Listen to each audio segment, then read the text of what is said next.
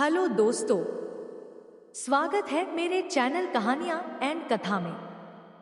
आज हम सुनेंगे एक कहानी, शैलपुत्री, नवरात्रि की पहली दुर्गा।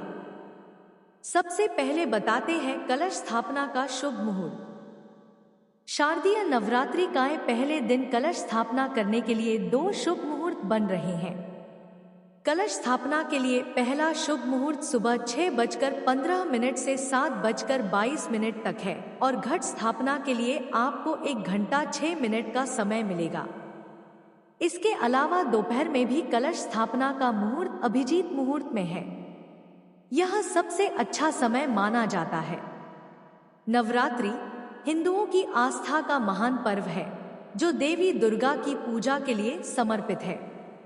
नवरात्रि के 9 दिनों में देवी दुर्गा के 9 रूपों की पूजा की जाती है। इन 9 रूपों में से पहला रूप शैलपुत्री है। प्रथम माता शैलपुत्री श्लोक। वंदे वांछितलाभाय चंद्रार्थ कृत शेखराम, वृषारूढ़ा शूलधरा शैलपुत्री यशस्विनी। माँ दुर्गा अपने पहले स्वरूप शैलपुत्री के नाम से जानी जाती है। पर्वतराज हिमालय के यहाँ पुत्री के रूप में उत्पन्न होने के कारण इनका यह शैलपुत्री नाम पड़ा था। वृषभस्थिता इन माताजी के दाहिने हाथ में त्रिशूल और बाएं हाथ में कमल पुष्प सुशोभित है। यही नव दुर्गाओं में प्रथम दुर्गा है। शैलपुत्री दुर्गा शक्ति और शुद्धता का प्रतीक है। उनका वृषभ वाहन स्थिरता और दृढ़ संकल्प का प्रतिनिधित्व करता है। त्रिशूल उनके 3 गुणों सृजन, पालन और विनाश का प्रतिनिधित्व करता है। कमल उनके शुद्धता और आध्यात्मिकता का प्रतिनिधित्व करता है। शैलपुत्री माता की कथा। माता शैलपुत्री अपने पिछले जन्म में प्रजापति दक्ष की कन्या के रूप में उत्पन्न हुई थी। तब इनका नाम सती था। इनका विवाह भगवान शंकर से हुआ था। एक बार प्रजापति दक्ष ने एक बहुत बड़ा यज्ञ किया। इसमें उन्होंने सारे देवताओं को अपना अपना यज्ञ भाग प्राप्त करने के लिए निमंत्रित किया, किंतु शंकर जी को उन्होंने इस यज्ञ में निमंत्रित नहीं किया। माता सती ने जब सुना कि हमारे पिता एक अत्यंत विशाल यज्ञ का अनुष्ठान कर रहे हैं, तब वहां जाने के लिए उनका मन विकल हो उठा। अपनी यह इच्छा उन्होंने भगवान शंकर को बताई।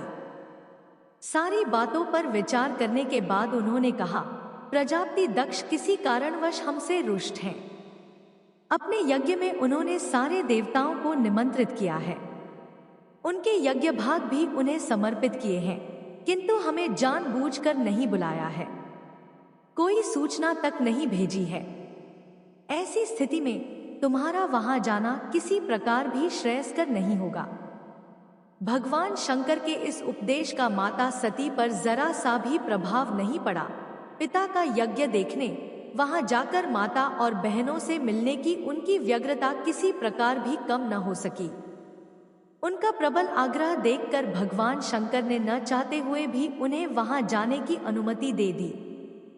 सती जब अपने पिता के घर पहुंचती है तब किसी ने उनका स्वागत तक नहीं किया और तो और कोई भी उनसे आदर और प्रेम के साथ बातचीत भी नहीं कर रहा है। सारे लोग मुंह फेरे हुए हैं। केवल उनकी माता ने स्नेह से उन्हें गले लगाया। बहनों की बातों में व्यंग्य और उपहास के भाव भरे हुए थे। परिजनों के इस व्यवहार से उनके मन को बहुत आघात पहुंचा। उन्होंने यहाँ आकर यह भी देखा कि उनके अपने मायके में उनके आराध्य पति भगवान शंकर के प्रति तिरस्कार का भाव भरा हुआ है। उनके पिता दक्ष ने तो उनके सामने ही शिवजी के लिए बहुत अपमानजनक बातें कही। यह सब देखकर सती का हृदय क्षोभ, ग्लानि और क्रोध से संतप्त हो उठा। माता सती का पश्चाताप। उन्होंने सोचा, शंकर जी की बात न मान, यहाँ आकर मैंने बहुत बड़ी गलती की है। वह अपने पति भगवान शंकर के इस अपमान को सह न सकी।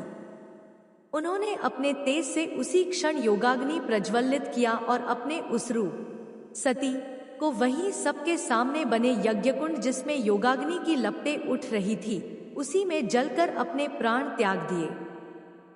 दक्ष के यज्ञ में हाहाकार मच गया। सभी देव, मुनि, ऋषि, आगंतुक आदि महादेव के भय से कांपने लगे। वज्रपात के समान इस हृदय विदारक दुखद घटना को सुनकर भगवान शंकर को अत्यंत दुख और क्रोध हुआ। तत्पश्चात भगवान शंकर ने अपना रौद्र रूप धारण कर दक्ष की सभा में पहुंच गए और माता सती के शव को अपने कंधे पर उठाकर दक्ष और उसके यज्ञ स्थल का विध्वंस कर शमशान बना दिया। चारों दिशाओं में हाहाकार मच गया। इतने से ही शिवजी का क्रोध शांत नहीं हुआ। वे तो पूरी सृष्टि का विनाश उसी क्षण कर देते, मगर भगवान विष्णु ने अपने सुदर्शन चक्र से माता सती के पार्थिव शरीर के टुकड़े कर किसी प्रकार भगवान शंकर को उनसे अलग कर इस सृष्टि की रक्षा की।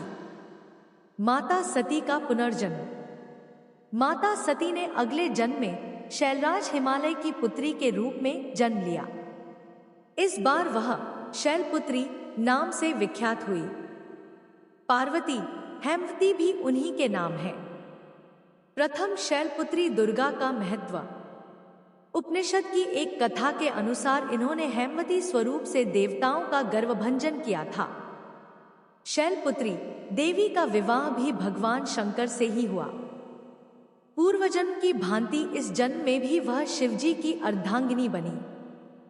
नवदुर्गा में प्रथम शैलपुत्री दुर्गा की महत्व और शक्तियां अनंत है।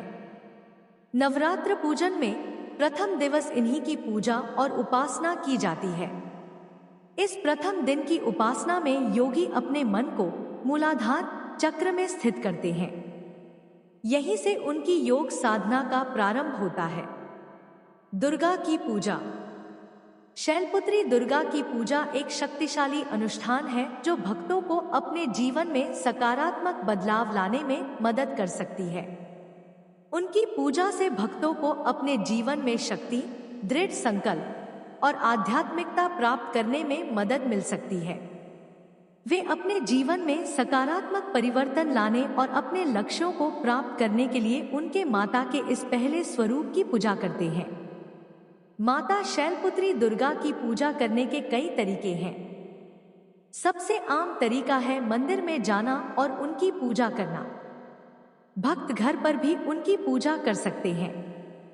पूजा में आमतौर पर उपवास, मंत्रों का जाप, आरती और नैवेद्य शामिल होता है। मां शैलपुत्री दुर्गा की कृपा प्राप्त करने का सबसे अच्छा समय नवरात्रि का पहला दिन है। इस दिन भक्त मां दुर्गा के मंदिरों में जाते हैं और उनकी पूजा करते हैं। वे घर पर भी उनकी पूजा कर सकते हैं। प्रथम स्वरूप शैलपुत्री दुर्गा सभी के लिए आशीर्वाद की देवी हैं। उनकी पूजा से भक्तों को सभी प्रकार के सुख और समृद्धि प्राप्त होती है। जय माता दी कमेंट बॉक्स में जरूर लिखें।